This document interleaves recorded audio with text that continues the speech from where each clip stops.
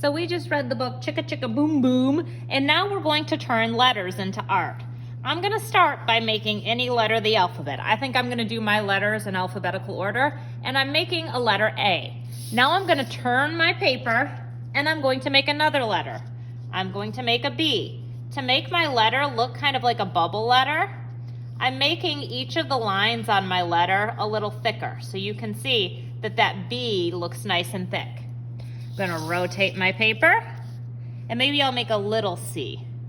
And I'm going to keep working like that until my paper is full of letters.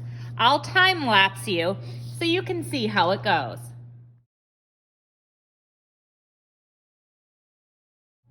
All right, now I'm going to add color to my piece using watercolors. These are called liquid watercolors because you don't need to add water to them. They're already liquid.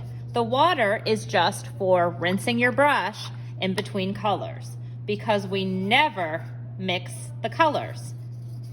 I'm using my paintbrush like it's a ballerina. Ballerinas always dance on their tiptoes. This is the tiptoes of my paintbrush. They never ever scoot around on their bottoms because nobody wants to go to the booty scooting ballet. So keep your paintbrush up on his tiptoes. And I'm going to work like this until my whole paper is full of color. This is called a watercolor resist because the watercolor isn't covering the pastel. The pastels have an oil base and the watercolors have a water base. And water and oil don't mix together. They don't like each other, and when they get near each other, they move away from each other. So you can see that all of my letters of the alphabet are still standing out even though I have added paint on top. So you don't need to worry about painting around. Always on tiptoes, and I'm only painting every part of the paper one time. So I've already painted right here. I'm not going to paint that same spot. Again, that would be a waste of my time, and also the paper could rip. Now I'm going to let my piece dry. All right, guys, we're going to make a frame for our Chicka Chicka Boom Boom painting today. We're going to start by tracing around the outside edge of our painting with glue. When you're applying glue, you never need to add big globs. You just need to add a little line in the right spot. So you can see that I'm going all the way around all four sides because my paper's a rectangle. It has four sides. And then I'm going to stick it on to a larger paper and apply pressure.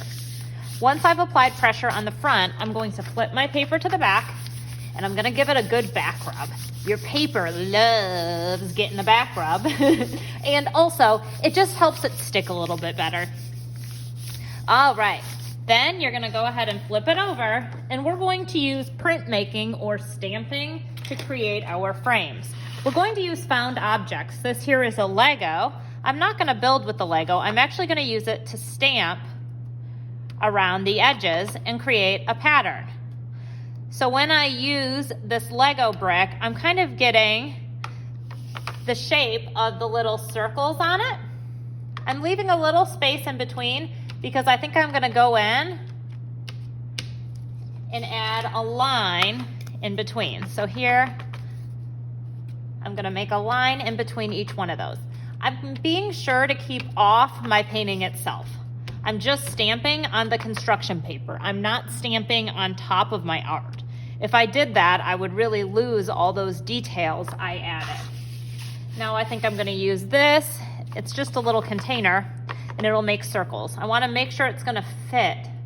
Yep, it fits okay. Rather than stamp on my painting, if I run out of space here, I'm going to let it go off my paper, like right there. So instead of making it go on my painting, I'd rather you stamp a little bit off your paper and get some on the table. We'll just wipe it up when you're done anyways. So you're creating a pattern, and you can see right there I made a little mistake and I got some paint on it. I'm just carefully wiping it off. Oh, and I did it again. Can you believe it? And I can do that for you if you make a mistake. I can wipe it off for you. So now I have a really cool piece of art. It has all the letters of the alphabet, and I've used found objects to print or stamp a frame for my art.